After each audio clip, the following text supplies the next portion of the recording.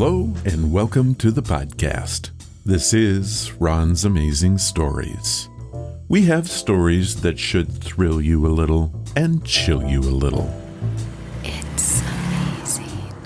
What you'll hear are adventures sent in by you guys, classic stories from the pulp mags, and episodes from the golden age of radio. We have special segments like Ghost Stories with Sylvia. That's amazing. And These Are Your Stories. So settle in for the next hour and enjoy the show. One more thing. You just might want to prepare yourself to be taken away from today.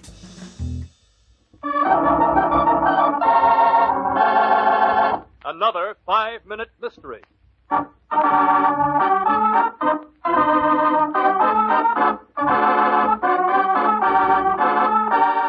This 5-minute mystery is being brought to you by Egyptian banknotes. Finally, a sponsor that will give us some hard cash. Well, you know what Stephen Wright said. I don't. Why is it? It's a penny for your thoughts, but you have to put your 2 cents in. Not sure, but somebody's making a penny. In Shepherd's Hotel in Cairo, a smooth-skinned, fair-faced Englishman is speaking on the phone. Detective Lindsay, this is James Middleton, room 517, Shepherd's Hotel. Can you come over right away? There's been a murder. Detective Lindsay, a murder. Please hurry.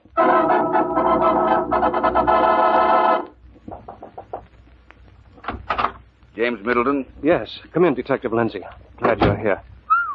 An Arab. Deader than a mackerel, too. Looks like he's been dead for several hours.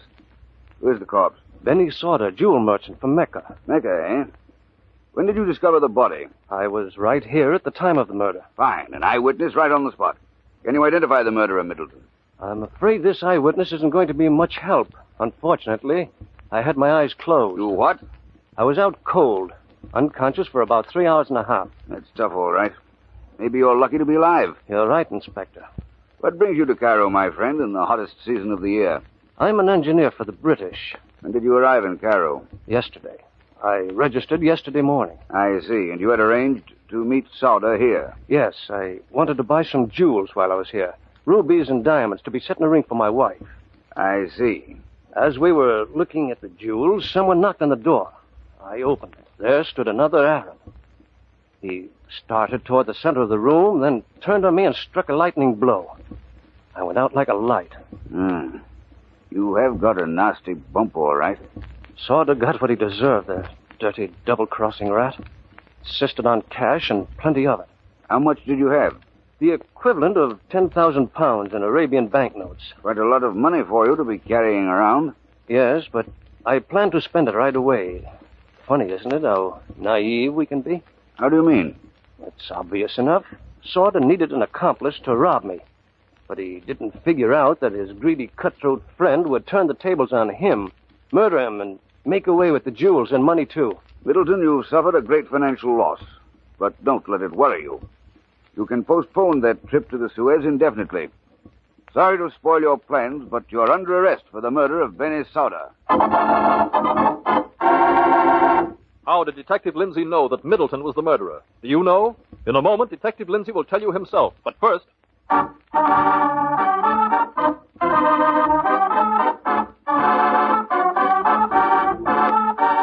Well, as murders go, I can tell that Middleton did it, but I have no idea about the clue. If I had £1 for every time you had no clue. Oh, come on now. You know it's true. It's not. The fact is, I'd just be wondering why you had so much money. I think you just made my point. Okay, Smarty, here's a riddle for you. What's the difference between a rabbit and a plum? I am sure I don't know. They're both purple, except for the rabbit. That's just dumb. But it made you smile. And now, back to our mystery. Middleton, your alibi has beautiful logic up to a certain point. Like all criminals, in order to clear yourself, you go one step too far. Sauter was innocent. Your imaginary murderer was quite credible, but you didn't dare to stop there. The Arabs are a strange people. It may interest you to know about one of their strange customs. In the interior, people resort to barter. In the cities, British pounds, Turkish pounds, and Indian rupees are used. But since the time of the great Mohammed, the religious laws of the Mohammedans have prohibited the use of banknotes.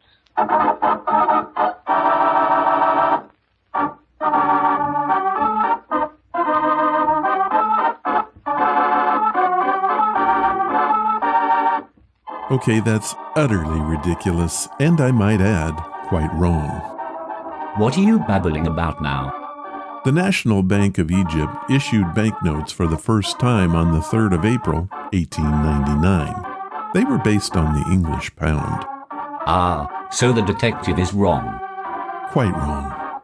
I'll bet you're quite proud of yourself. Well, yes, and quite humble as well.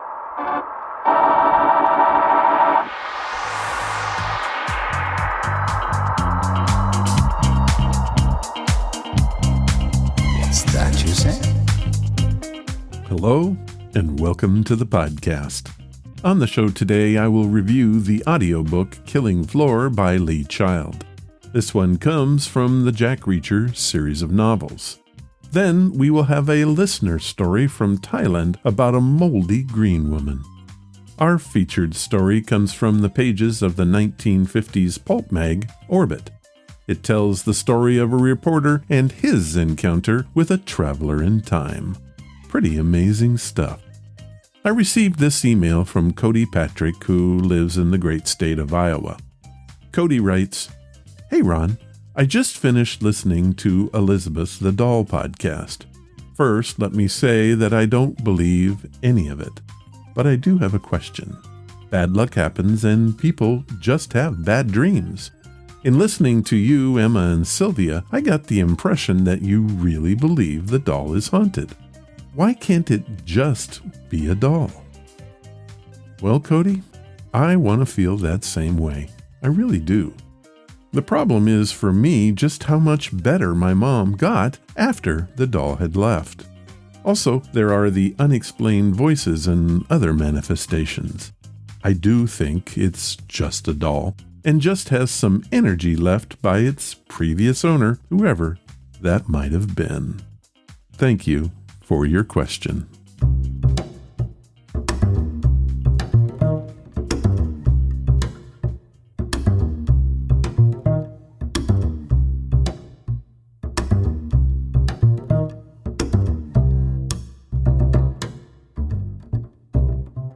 Today's podcast is brought to you by Audible.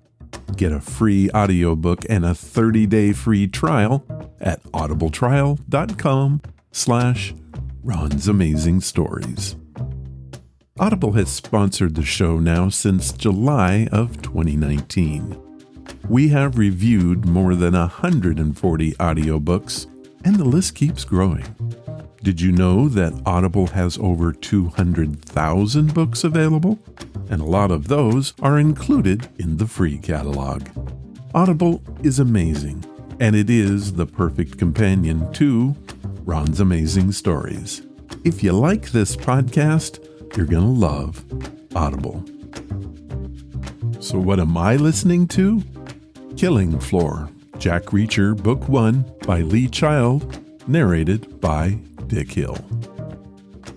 This past week, Amazon Video released Season 2 of their series, Reacher. I loved the first season, and of course the 2 movies starring Tom Cruise. But it got me to thinking about the origin of these stories. It turns out that they were written by Lee Child, and over 100 million copies in total have been sold, making Child one of the highest-selling authors of the 21st century. The first novel, Killing Floor, was a New York Times bestseller. So, I just had to find out if the book was available as an audiobook. It was, and its jolting opening scene to its fiery final confrontation is irresistible. People magazine said that. But what is it about? Ex-military policeman Jack Reacher is a drifter. He's just passing through Margrave, Georgia, and in less than an hour, he's arrested for murder. Not much of a welcome. All Reacher knows is that he didn't kill anybody. at least not here and not lately. But he doesn't stand a chance of convincing anyone. Not in Margrave, Georgia. Here's a clip from the book. I was arrested in Eno's diner at 12 o'clock. I was eating eggs and drinking coffee. A late breakfast, not lunch. I was wet and tired after a long walk and heavy rain, all the way from the highway to the edge of town. The diner was small, but bright and clean, brand new, built to resemble a converted railroad car, narrow with a long lunch counter on one side and a kitchen bumped out back, booths lining the opposite wall, a doorway where the center booth would be. I was in a booth, at a window, reading somebody's abandoned newspaper about the campaign for a president I didn't vote for last time and wasn't going to vote for this time. Outside, the rain had stopped, but the glass was still pebbled with bright drops. I saw the police cruisers pull into the gravel lot. They were moving fast and crunched to a stop, light bars flashing and popping, red and blue light in the raindrops on my window. Doors burst open, policemen jumped out, 2 from each car, weapons ready, 2 revolvers, 2 shotguns. This was heavy stuff.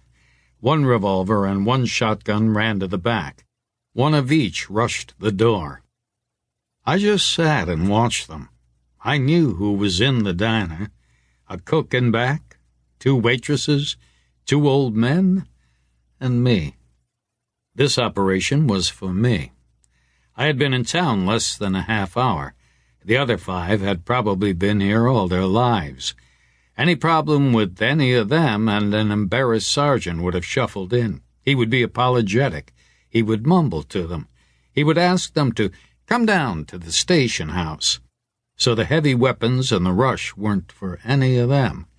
They were for me. I crammed egg into my mouth and trapped a 5 under the plate, folded the abandoned newspaper into a square and shoved it into my coat pocket, kept my hands above the table, and drained my cup. The guy with the revolver stayed at the door. He went into a crouch and pointed the weapon 2-handed at my head. The guy with the shotgun approached close. These were fit, lean boys, neat and tidy. Textbook moves. The revolver at the door could cover the room with a degree of accuracy. The shotgun up close could splatter me all over the window. The other way around would be a mistake. The revolver could miss in a close-quarters struggle, and a long-range shotgun blast from the door would kill the arresting officer and the old guy in the rear booth as well as me. So far, they were doing it right. No doubt about that. They had the advantage. No doubt about that either. The tight booth trapped me. I was too hemmed in to do much. I spread my hands on the table. The officer with the shotgun came near. "Freeze! Police!" he screamed. He was screaming as loud as he could, blowing off his tension and trying to scare me. Textbook moves. Plenty of sound and fury to soften the target. I raised my hands. The guy with the revolver started in from the door. The guy with the shotgun came closer. Too close. Their first error. If I had to, I might have lunged for the shotgun barrel and forced it up. A blast into the ceiling, perhaps, and an elbow into the policeman's face, and the shotgun could have been mine. The guy with the revolver had narrowed his angle and couldn't risk hitting his partner. It could have ended badly for them. But I just sat there, hands raised. The guy with the shotgun was still screaming and jumping. "Out here! On the floor!" he yelled. I slid slowly out of the booth and extended my wrists to the officer with the revolver. I wasn't going to lie on the floor. Not for these country boys. Not if they brought along their whole police department with howitzers. The guy with the revolver was a sergeant. He was pretty calm. The shotgun covered me as the sergeant holstered his revolver and unclipped the handcuffs from his belt and clicked them on my wrists. The backup team came in through the kitchen. They walked around the lunch counter, took up position behind me. They patted me down. Very thorough. I saw the sergeant acknowledge the shakes of the heads. No weapon. The backup guys each took an elbow. The shotguns still covered me. The sergeant stepped up in front. He was a compact, athletic white man, lean and tanned, my age. The acetate nameplate above his shirt pocket said, Baker. He looked up at me. "You are under arrest for murder," he said. "You have the right to remain silent. Anything you say may be used as evidence against you. You have the right to representation by an attorney. Should you be unable to afford an attorney, one will be appointed for you by the state of Georgia free of charge. Do you understand these rights?" It was a fine rendition of Miranda. He spoke clearly. He didn't read it from a card. He spoke like he knew what it meant and why it was important, to him and to me. I didn't respond. "Do you understand your rights?" he said again. Again, I didn't respond. Long experience had taught me that absolute silence is the best way. Say something, and it can be misheard, misunderstood, misinterpreted. It can get you convicted. It can get you killed. Silence upsets the arresting officer. He has to tell you silence is your right, but he hates it if you exercise that right. I was being arrested for murder, but I said nothing. "Do you understand your rights?" the guy called Baker asked me again. "Do you speak English?" He was calm. I said nothing. He remained calm. He had the calm of a man whose moment of danger had passed. He would just drive me to the station house, and then I would become someone else's problem. He glanced round his three fellow officers. "Okay, make a note. He's said nothing," he grunted. "Let's go." Well, as you can see, Reacher has gotten himself into trouble, and that is worth listening to. This story surprised me with how deep it went sometimes. The first half of the book does feel a bit slow, but there's a lot of eerie scenes and moments where you're trying to guess what's going to happen. Then, all of a sudden, the action begins. So much of it that the book becomes really quite unputdownable? Is that a word? Oh well, you know what I mean. The suspense, action, and storytelling is amazing, and I loved it. I think you will too. If I had to rate the narration, I would give it a 5. Dick Hill does a good job, but his slow, methodical reading style can get a little annoying. I did find a solution, however. I set the run speed to 1.25, and that helped a lot. The Killing Floor is a great entry into what has gone on to be one of the best-selling action series ever, with over 20 novels out there now. This first book has a gripping storyline with fantastic action scenes and is a particularly epic book. I highly recommend it. Now, if that appeals to you, head to audibletrial.com/Ron's Amazing Stories and you can have it for free. Here's what Audible has set up for us. They are offering a free audiobook and 30 days to give you the opportunity to check out their service. You can stream or download thousands of included audiobooks, podcasts, and Audible originals in the Plus catalog. There is so much to do that you will never run out of material. So, to download your free audiobook today, go to audibletrial.com/Ron's Amazing Stories. You'll be glad you did. Now, it's time for your stories. These are your stories, sent by you, for you.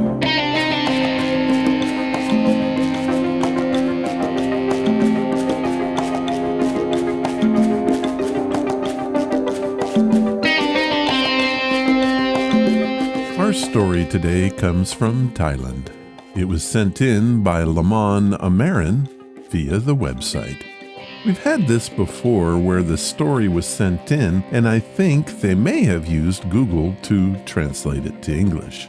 I had to edit this quite a bit just to get it readable. I'm pretty sure I captured the story, so here it is. So as a child, I lived in Thailand with my grandmother. She had a farm at the time and would be there most of the day. I would go with her to sell goods in the village. Sometimes I would go home earlier than my grandmother. This one time it was about 8 p.m. and I was walking home by myself. I get home, but the doors are locked. Locks there at the time were different. You could only lock them from the inside. So, the doors are never locked when you're out and about. Note, this all happened in the 90s. Most Thailand houses in villages are built with straw and hay, so you can literally peek inside through the cracks. So, I did. What I saw has scarred me for life. A woman I had never seen before was sitting on my grandmother's rocking chair. Her eyes were closed, and she was rocking back and forth. There was a smell so putrid that it made me gag. Her skin was greenish, as if she was molding up. I remember thinking that she looked like she had been recently dug up from the grave. She was rocking back and forth, and suddenly she stopped, opened her eyes, and looked right at me. She let out a terrible moan, and I fell back on the ground. I got up and ran back to the village to my grandmother's stand. I told her what happened. She sold all her goods, and we walked back home. When we got there, the door was opened, and the woman was gone. The smell still lingered, and there was dirt on the floor. It never happened again, and to this day, I have no idea of what happened. People see ghosts all the time in Thailand. I guess it was just my time to see mine. Lamon Amaran, Krabi, Thailand. That is one creepy story, and I can say that I've never heard one quite like it. I have heard ghost stories from Thailand before. Thai spirits or ghosts are known generically as Phi. What gave this story some credibility is the fact that Lamon referred to the ghosts as Phi. Thank you for sharing.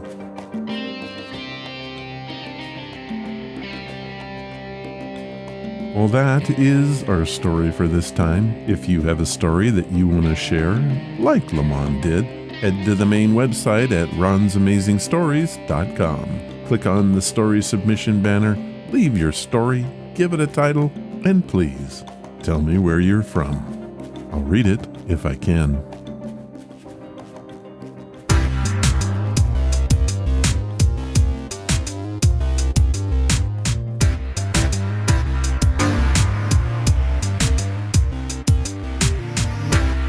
Our feature story was written by August William Derleth, who was a writer and the first publisher of the writings of H.P. Lovecraft. He made contributions to the Kalalu mythos, the cosmic horror genre, and co-founded the Arkham House. This was the company that brought supernatural fiction to the United States that had only been available in the UK. Derleth was also a leading regional writer of his day, as well as prolific in several other genres. So, I'll bet you're thinking that you're in for a horror story. Well, included in those other genres is science fiction. Our story today follows more of an H.G. Wells feel than an H.P. Lovecraft's horror, also known as weird fiction. It tells the story of reporter Harrigan and his encounter with time travel. It is a strange story, but one full of twists and turns. It's titled A Traveler in Time, and it first appeared in the pulp magazine Orbit, Volume 1, Number 2, 1953. You can't always escape evils by running away from them, but it may help. Our story is read for us by Dan Gurzinski. A Traveler in Time by August Derleth. "Tell me what time is," said Harrigan one late summer afternoon in a Madison Street bar. "I'd like to know." "A dimension," I answered. "Everybody knows that." "All right, granted. I know space is a dimension, and you can move forward or back in space. And of course, you keep on aging all the time." "Elementary," I said. "But what happens if you can move backward or forward in time? Do you age or get younger? Or do you keep the status quo?" "I'm not an authority on time, Tex. Do you know anyone who traveled in time?" Harrigan shrugged aside my question. That was the thing I couldn't get out of Vanderkamp either. He presumed to know everything else. Vanderkamp? He was another one of those strange people a reporter always runs into. Lived in New York, downtown, near the Bowery. Man of about 40, I'd say, but a little on the old-fashioned side. Dutch background. And hipped on the subject of New Amsterdam, which, in case you don't know, was the original name of New York City. "Don't mind my interrupting," I cut in, "but I'm not quite straight on what Vanderkamp has to do with time as dimension." "Oh, he was touched on the subject. He claimed to travel in it. The fact is, he invented a time-traveling machine." "You certainly meet the wax, Tex." "Don't I?" He grinned appreciatively and leaned reminiscently over the bar. But Vanderkamp had the wildest dreams of the lot. And in the end, he managed the neatest conjuring trick of them all. I was on the Brooklyn Enterprise at that time. I spent about a year there. Special features, though I was on a reporter's salary. Vanderkamp was something of a local celebrity in a minor way. He wrote articles on the early Dutch in New York, the nomenclature of the Dutch, the history of Dutch place names, and the like. He was handy with a pen, and even handier with tools. He was an amateur electrician, carpenter, house painter, and claimed to be an expert in genealogy. And he built a time-traveling machine. So he said.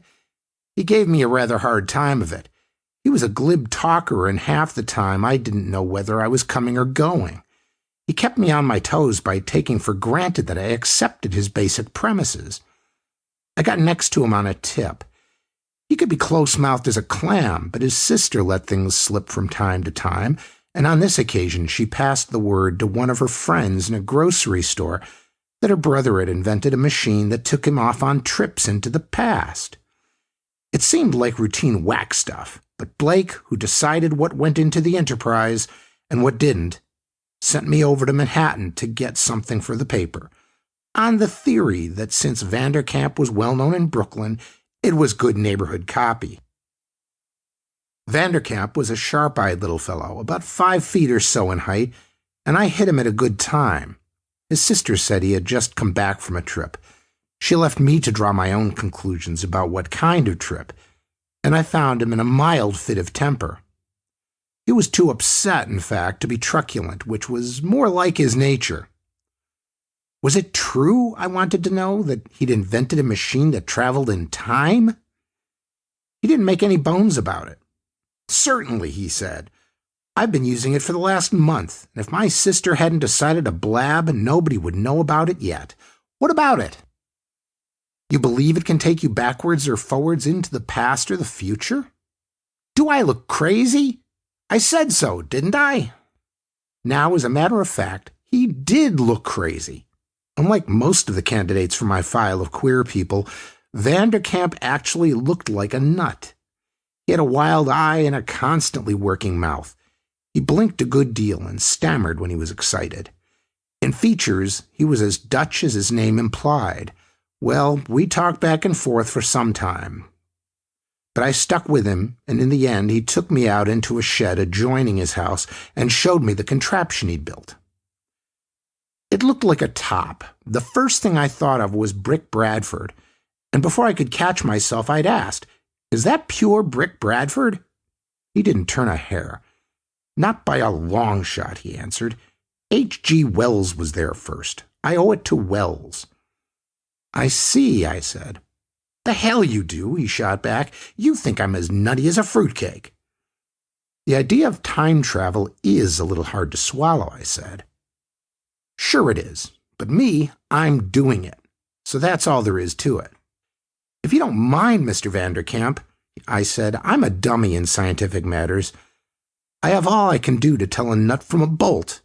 That I believe, he said. So how do you time travel? Look, he said, time is a dimension like space. You can go up or down this ruler, he snatched a steel ruler and waved it in front of me, from any given point. But you move. In the dimension of time, you only seem to move. You stand still. Time moves. Do you get it? I had to confess that I didn't. He tried again, with obviously strained patience. Judging by what I could gather from what he said, it was possible for him, so he believed, to get into his machine, twirl a few knobs, push a few buttons, relax for any given period, and end up just where he liked, back in the past or ahead in the future. But wherever he ended up, he was still in the same spot. In other words, whether he was back in 1492 or ahead in 2092, the place he got out of his time machine was still his present address. It was beyond me, frankly, but I figured that as long as he was a little touched, it wouldn't do any harm to humor him. I intimated that I understood and asked him where he'd been last. His face fell, his brow clouded, and he said, I've been ahead 30 years. He shook his head angrily. What a time. I'll be 70, and you won't even be that, Mr. Harrigan. But we'll be in the middle of the worst atomic war you ever dreamed about. Now, this was before Hiroshima quite a bit. I didn't know what he was talking about, but it gives me a queer feeling now and then when I think of what he said, especially since it's still short of 30 years since that time. It's no time to be living here, he went on. Direct hits on the entire area. What would you do? I'd get out, I said. That's what I thought, he said. But that kind of warfare carries a long way, and I'm a man who loves his comforts reasonably. I don't intend to set up housekeeping in equatorial Africa or the forests of Brazil. What did you see 30 years from now, Mr. Vanderkamp? I asked him. Everything blown to hell, he answered. Not a building in all Manhattan, he leered and added. And everybody who'll be living here at that time will be scattered into the atmosphere in fragments no bigger than an amoeba. You fill me with anticipation, I said. So I went back to my desk and wrote the story. You could guess what kind it had to be. Time travel is possible, says amateur scientist. That kind of thing. You can see it every week in large doses in the feature sections of some of the biggest chain papers. It went over like an average feature about life on the moon or prehistoric animals surviving in remote mountain valleys or what have you. Just what Vanderkamp went back to after I left, I don't know, but I have an idea that he gave his sister a devil of a time. Vanderkamp stalked into the house and confronted his sister. You see, Julie? A reporter! Can't you learn to hold your tongue? She threw him a scornful glance. What difference does it make? She cried. You're gone all the time. Maybe I'll take you along sometime. Just wait. Wait. That's all I've been doing. Since I was 10 years old, I've been waiting on you. Oh, the hell with it. He turned on his heel and left the house. She followed him to the door and shouted after him, Where are you going now? To New Amsterdam for a little peace and quiet, he said testily. He threw open the thick-walled door of his time machine and pulled it shut behind him. He sat down before the controls and began to chart his course for 1650. If his calculations were correct, he would shortly find himself in the vicinity of that sturdy, if autocratic, first citizen of the Dutch colony of New Amsterdam, Peter Stuyvesant, as well as Governor Stuyvesant's friend and neighbor, Heinrich Vanderkamp. He gave not even a figurative glance over his shoulder before he started out. When he emerged at last from his machine, he was in what appeared to be the backyard of a modest residence on a street which, though he did not know it, he suspected might be the Bowery. At the moment of his emergence, a tall, angular woman stood viewing him, open-mouthed and aghast, from the wooden stoop at the back door of her home. He looked at her in astonishment himself. The resemblance to his sister Julie was uncanny. With only the slightest hesitation, he addressed her in fluent Dutch. "Pray do not be disturbed, young lady." "A fine way for a gentleman to call," she exclaimed in a voice considerably more forceful than her appearance. "I suppose my father sent you. And where did you get that outlandish costume?" "I bought it," he answered, truthfully enough. "A likely tale," she said. "And if my father sent you, just go back and tell him I'm satisfied the way I am. No woman needs a man to manage her." "I don't have the honor of your father's acquaintance," he answered. She gazed at him suspiciously from narrowed eyes. "Everyone in New Amsterdam knows Henrik von Tromp. He's as unloved as yonder bumblebee. Stand where you are and say whence you come." "I'm a visitor in New Amsterdam," he said, standing obediently still. "I confess I don't know my way about very well, and I chose to stop at this attractive home." "I know it's attractive," she said tartly, "and it's plain to see you're a stranger here, or you'd never be wearing such clothes.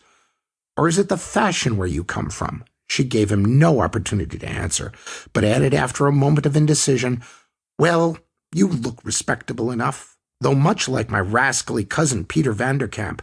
Do you know him?" "No." "Well, no matter. He's much older than you, near 40 blessed years. You're no more than 20, I don't doubt." Involuntarily, Vanderkamp put his hand to his cheek and smiled as he felt its smooth roundness. "You may be right at that," he said cryptically. "You might as well come in," she said grudgingly. "What with the traffic on the road outside, the Indians, and people who come in such flighty vehicles as yours, I might as well live in the heart of the colony." He looked around. "And still," he said, "it is a pleasant spot. Peaceful, comfortable. I'm sure a man could live out his days here in contentment." "Oh, could he?" she said belligerently. "And where would I be while this went on?" He gazed at her beetling nose, her jutting chin. "A good question," he muttered thoughtfully. He followed her into the house. It was a treasury of antiquities, filling him with delight. Miss Anna von Tromp offered him a cup of milk, which he accepted, thanking her profusely. She talked volubly, eyeing him all the while with the utmost curiosity, and he gathered presently that her father had made several attempts to marry her off, disapproving of her solitary residence so far from the center of the city, but she had frowned upon one and all of the suitors he had encouraged to call on her. She was undeniably impressive, almost formidable, he conceded, privately, with a touch of the shrew and harridan. Life with Miss Anna von Tromp would not be easy, he reflected. But then life with his sister Julie was not easy, either. Miss Anna, however, had not to face atomic warfare. All she had to look forward to in 14 years was surrender to the besieging British, which she would have no trouble in surviving. He settled down to his ingratiating best and succeeded in making a most favorable impression on Miss Anna von Tromp before at last he took his leave, carrying with him a fine hand-wrought bowl with which the lady had presented him. He had a hunch he might come back. Of all the times he had visited since finishing the machine, he knew that old New Amsterdam in the 1650s was the one period most likely to keep him contented, provided Miss Von Tromp didn't turn out to be a nuisance. So he took careful note of the set of his controls, jotting them down so that he would not be likely to forget them. It was late when he found himself back in his own time. His sister was waiting up for him. 2 o'clock in the morning, she screamed at him. What are you doing to me? Oh, God, why didn't I marry when I had the chance instead of throwing away my life on a worthless brother? Why don't you? It's not too late, he sighed wearily. How can you say that? She snapped bitterly. Here I am, 30 nearly, and worn out from working for you. Who would marry me now? Oh, if only I could have another chance. If I could be young again and do it all over, I'd know how to have a better life. In spite of his boredom with her, Vanderkamp felt the effect of this cry from a lonely heart. He looked at her pityingly. It was true, after all, that she had worked faithfully for him, without pay, since their parents died. Take a look at this, he said gently, offering her the bowl. Ha! Can we eat bowls? He raised his eyes heavenward and went wearily to bed. I saw Vanderkamp again about a fortnight later, Harrigan went on. Ran into him in a tavern on the Bowery. He recognized me and came over. That was some story you did, he said. Been bothered by cranks, I asked. Hell yes! Not too badly, though. They want to ride off somewhere just to get away. I get that feeling myself sometimes, but tell me, have you seen the morning papers? Now, by coincidence, the papers that morning had carried a story from some local nuclear physicist about the increasing probability that the atom would be smashed. I told him I'd seen it. What did I tell you? He said. I just smiled and asked where he'd been lately. He didn't hesitate to talk, perhaps because his sister had been giving him a hard time with her nagging. So I listened. It appeared, to hear him tell it, that he had been off visiting the Dutch in New Amsterdam. You could almost believe what he said, listening to him, except for that wild look he had. Anyway, he'd been in New Amsterdam about 1650, and he brought back a few trifling souvenirs of the trips. Would I like to see them? I said I would. I figured he'd got his hands on some nice antiques and wanted an appreciative audience. His sister wasn't home, so he took me around and showed me his pieces, one by one. A bowl, a pair of wooden candlesticks, wooden shoes, and more, all in all, a fine collection.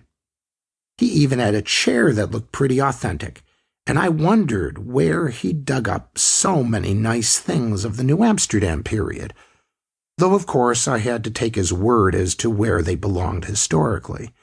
I didn't know, but I imagine he got them somewhere in the city or perhaps in the Catskill country. Well, after a while I got another look at his contraption.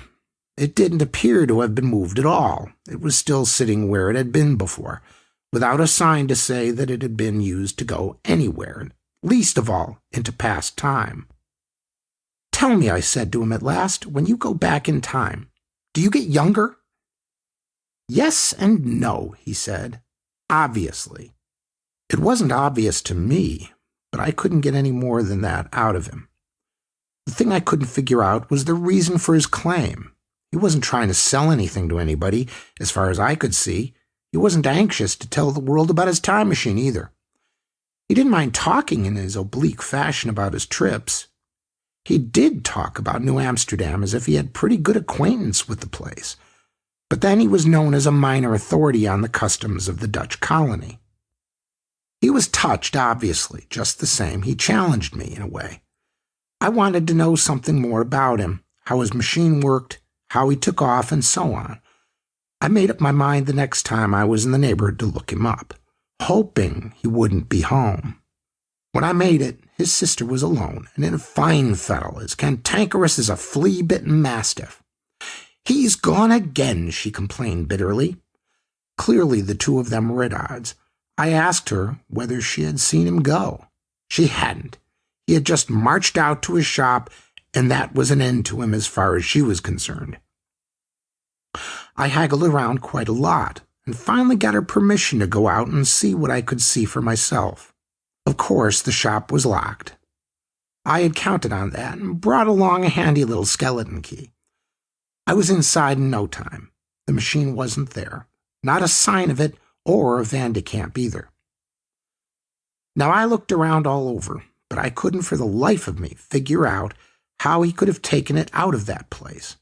It was too big for doors or windows, and the walls and roof were solid and immovable. I figured that he couldn't have got such a large machine away without his sister seeing him, So I locked the place up and went back to the house. But she was immovable. She hadn't seen a thing. If he had taken anything larger than pocket size out of that shop of his, she had missed it. I could hardly doubt her sincerity. There was nothing to be had from that source, so I had no alternative but to wait for him another time. Anna Van Tromp, considerably chastened, watched her strange suitor. She looked upon all men as suitors without exception, for so her father had conditioned her to do, as he reached into his sack and brought out another wonder. "Now this," said Vanderkamp, "is an alarm clock. You wind it up like this, you see, set it, and off it goes. Listen to it ring. That will wake you up in the morning." "More magic," she cried doubtfully. "No, no," he explained patiently. "It's an everyday thing in my country. Perhaps some day you would like to join me in a little visit there, Anna." "Ja, maybe," she agreed, looking out the window to his weird and frightening carriage, which had no animal to draw it, and which vanished so strangely, fading away into the air whenever Vanderkamp went into it. "This clothes-washing machine you talk about," she admitted, "this I would like to see." "I must go now," said Vanderkamp, gazing at her with well-simulated coyness. "I'll leave these things here with you. And I'll just take along that bench over there." "Ja, ja," said Anna, blushing. "6 of one and half a dozen of the other," muttered Vanderkamp, comparing Anna with his sister. He got into his time machine and set out for home in the 20th century. There was some reluctance in his going. Here all was somnolent peace and quiet, despite the rigors of living. In his own time there were wars and turmoil, and the ultimate threat of the greatest war of all. New Amsterdam had one drawback, however, the presence of Anna Van Tromp. She had grown fond of him, undeniably, perhaps because he was so much more interested in her circumstances than in herself. What was a man to do? Julie at one end, Anna at the other. But even getting rid of Julie would not allow him to escape the warfare to come. He thought deeply of his problem all the way home. When he got back, he found his sister waiting up, as usual, ready to deliver the customary diatribe. He forestalled her. "I've been thinking things over, Julie. I believe you'd be much happier if you were living with Brother Carl. I'll give you as much money as you need. You can pack your things, and I'll take you down to Louisiana." "Take me?" she exclaimed. "How? In that crazy contraption of yours?" "Precisely." "Oh, no," she said. "You don't get me into that machine. How do I know what it will do to me? It's a time machine, isn't it? It might make an old hag of me. Or a baby." "You said that you wanted to be young again, didn't you?" he said softly. "You said you'd like another chance." A faraway look came into her eyes. "Oh, if only I could. If only I could be a girl again with a chance to get married." "Pack your things," Vanderkamp said quietly. "It must have been all of a month before I saw Vanderkamp again," Harrigan continued, waving for another scotch and soda. "I was down in the vicinity on an assignment, and I took a run over to his place. He was home this time. He came to the door, which he had chained on the inside. He recognized me, and it was plain at the same time that he had no intention of letting me in. I came right out with the first question I had in mind. 'The thing that bothers me,' I said to him, 'is how you get that time machine of yours in and out of that shed.' 'Mr. Harrigan,' he answered, 'newspaper reporters ought to have at least elementary scientific knowledge. You don't. How in hell could even a time machine be in two places at once, I ask you? If I take that machine back 3 centuries, that's where it is. Not here. And 3 centuries ago, that shop wasn't standing there. So you don't go in or out. You don't move at all, remember? It's time that moves.' 'I called the other day,' I went on. 'Your sister spoke to me. Give her my regards.' 'My sister's left me,' he said shortly, 'to stew, as you might say, in my own time machine.' 'Really?' I said. 'Just what do you have in mind to do next? "Let me ask you something, Mr. Harrigan," he answered.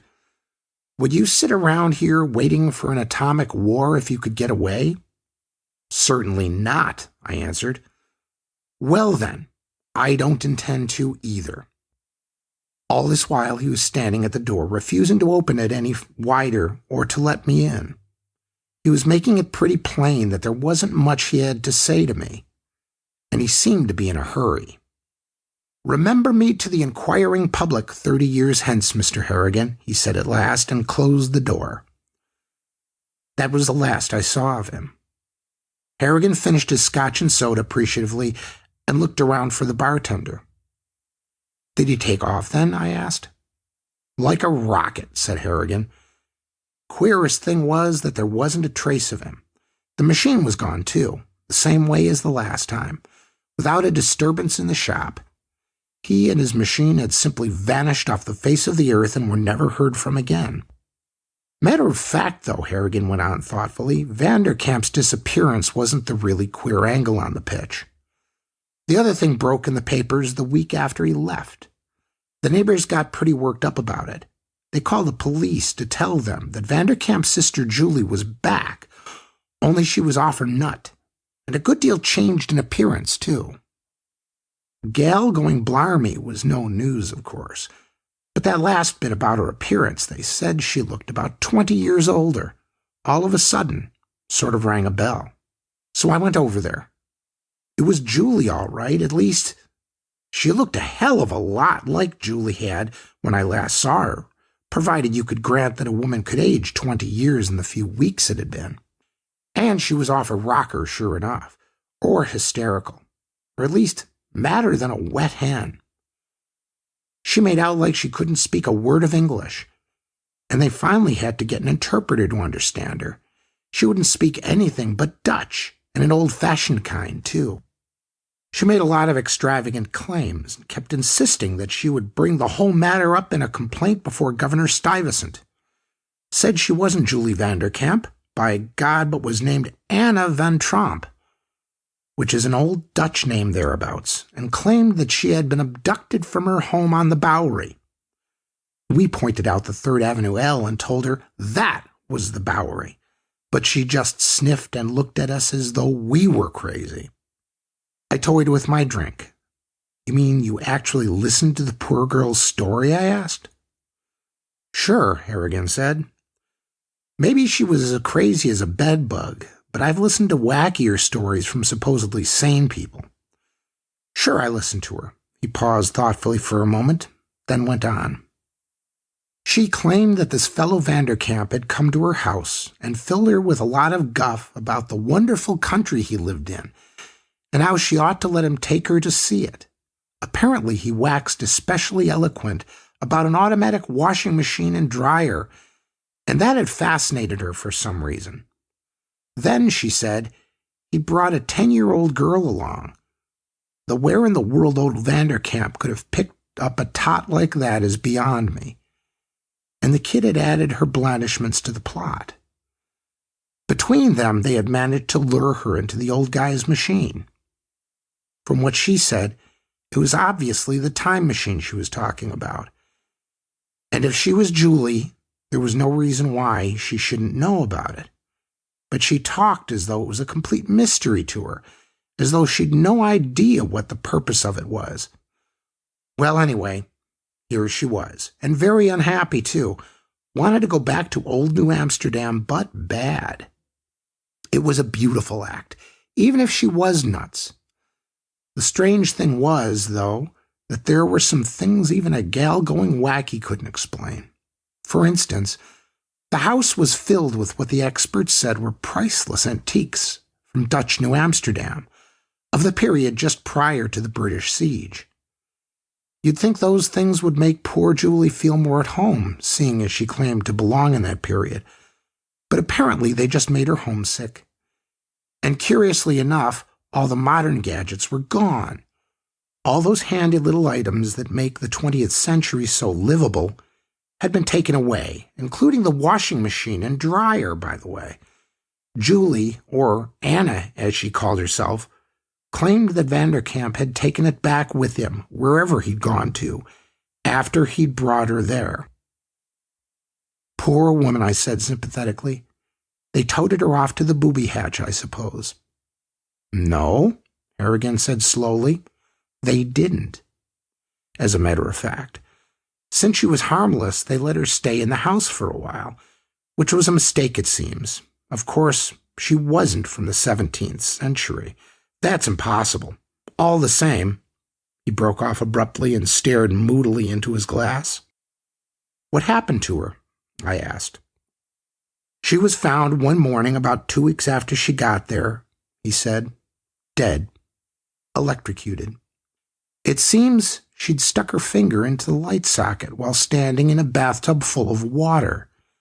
An accident, obviously. As the medical examiner said, it was an accident any 6-year-old child would have known enough about electricity to avoid. That is, Harrigan added, a 20th century child. Well, what did you think of that story? Quite a few similarities to The Time Machine by H.G. Wells, but quite different as well. How does time work? Time traveling to the near future is easy. You're doing it right now at a rate of 1 second per second, and physicists say that rate can change. According to Einstein's special theory of relativity, time flow depends upon how fast you're moving. The quicker you travel, the slower the seconds pass. But what about traveling into the past? Is that even possible? Scientists have come up with a few ways that it might be possible, and they've been aware of time travel paradox in general relativity for decades. And according to Einstein's general theory of relativity, gravity also affects clocks. The more forceful the gravity nearby, the slower time goes by. The tricky point of all of this is that you have to find a physical, realistic way to do it. So, theoretically possible, but not likely. And yes, I know I'm going to get some emails about that. Snap, what a happy sound. Snap is the happiest sound I've found. You may clap, rap, tap, slap, but snap makes the world go round. Snap, crackle, pop, Rice Krispies. I say it's crackle, the crispy sound. You gotta have crackle or the clock's not wound. Geese cackle, feathers tickle, bells buckle, beats pickle, but crackle makes the world go round. Snap, crackle, pop, Rice Krispies. I insist that pop's the sound. The best is missed unless pop's around. You can't stop hopping, the cereal's popping. Pop makes the world go round. Snap, crackle, pop, Rice Krispies. Let's go for Kellogg's Rice Krispies. Snap, it's crackle, what a happy sound. You gotta have crackle or the clock's not bound. You can't stop hopping when the cereal's popping. Snap, crackle, pop makes the world go round.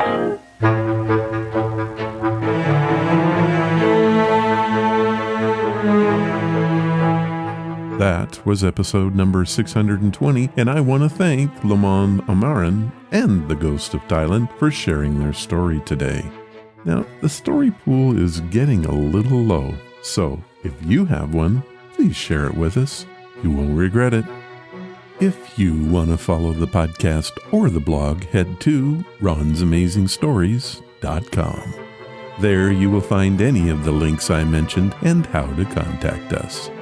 Do you want to help the show? The best thing you can do is to tell your friends all about it, and please leave reviews or feedback wherever you listen. Clicking that follow or like button helps us grow. Thank you for listening, and I hope you come again to find out what are Ron's Amazing Stories.